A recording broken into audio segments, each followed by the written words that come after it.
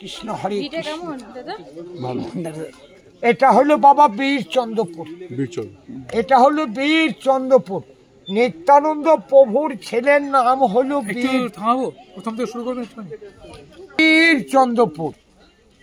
এক চক্র ধাম নিত্যানন্দ প্রভুর জন্মস্থান গুপ্ত বৃন্দাবন এখন দর্শন করছেন। এক চক্র ধামে নিত্যানন্দ প্রভুর জন্মস্থানে দাঁড়িয়ে আছেন, গুপ্ত বৃন্দাবন এখন দর্শন করছেন। তাই নিত্যানন্দ প্রভুর মা বৃদ্ধ বয়সে বলেছিল, বাবা আমি খানি গঙ্গাসাগর যাব। প্রভু মাকে নিয়ে যেতে পারিনি। মায়ের যা শরীরের অবস্থা গঙ্গাসাগর পৌঁছাবে না। মায়ের সঙ্গে লোক সবাই চলে গেল, মাকে নিয়ে যেতে পারেনি। তার জন্য নিত্যানন্দ প্রভু বলল, মাগো ওরা যেতে যাক, তোমাকে আমি এখানে গঙ্গাসাগরে চান করাবো। কি করি করাবি বাবা?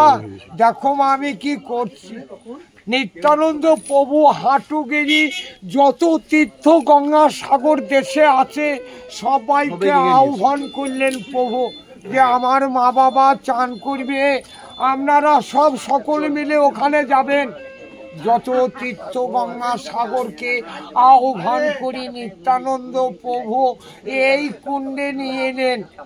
দিয়ে মা পদ্মাবতীকে আর হারাই পণ্ডিতকে চান করালো। সামনের মন্দিরটা নিত্যানন্দর জন্মস্থানের মন্দির, হারাই পণ্ডিতের ময়দানে দাঁড়িয়ে আছেন বাবা। আর জলে যে পড়ে আছে বাঁকি বিহারী কৃষ্ণ জগন্নাথের মন্দিরের কাছে আছে, দেখবেন মাজা বেঁকা, ট্যাং বেঁকা, ঘাড় বেঁকা, নামটু আবার বাঁকা। উনি যত লীলা খেলা করি লাস্টে এসে আমাদের এই মর্তে ভক্তের এই পেটটা চলবার জন্য এখানে ধানের চাষ করেছিলেন, ধান পুঁতেছিলেন। আমাদেরকে লিবার করেছে, এই জমিটা তোমরা খানি পরিষ্কার করো। তো আমরা পরিষ্কার করতে লাগলাম। উনি খাবার নিয়ে চলে এলো, এসে বলল, হারে কতটা পরিষ্কার হলো। প্রভু আমরা পারবো না আজ। ঠিক আছে তোমরা খাবার খাও, আমি দেখে আসি কতটা পরিষ্কার করেছ। উনি দেখছি যে 10টা হাত বার করি সেই জমিখানাকে পরিষ্কার করি, উনি ওখানে অন্তর্ধান হয়ে গেলেন, বিলীন হয়ে গেল। আর আমার মা বাবারা প্রবেশটা ধরে দিল যে আমাদের কি এমনি ভাবে করি খেতে বলি গেল। ওই বাঁকি বিহারী আমার মা বাবা দিকে প্রবেশটা ধরে দিয়ে উনি ওখানে অন্তর্ধান হয়ে গেলেন। ইস্কন মন্দিরের কাছে নদী আছে, দেখবেন যমুনা নদী, কদম ঘুলটির ঘাট। ওই যমুনার তীরে যেই নিম কাঠ হয়ে ভেসে উঠলেন ওই বাঁকি বিহারী। আমার মা বাবা দেখি রাস্তাটা দেখিয়ে দিল কি তোরা এমনি হবে করি খাস।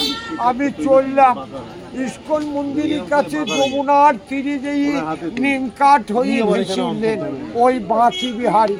নিত্যানন্দ প্রভুর মার চান করা জায়গা, বাঁকি বিহারীর কৃষ্ণর বিলীন হওয়া জায়গা।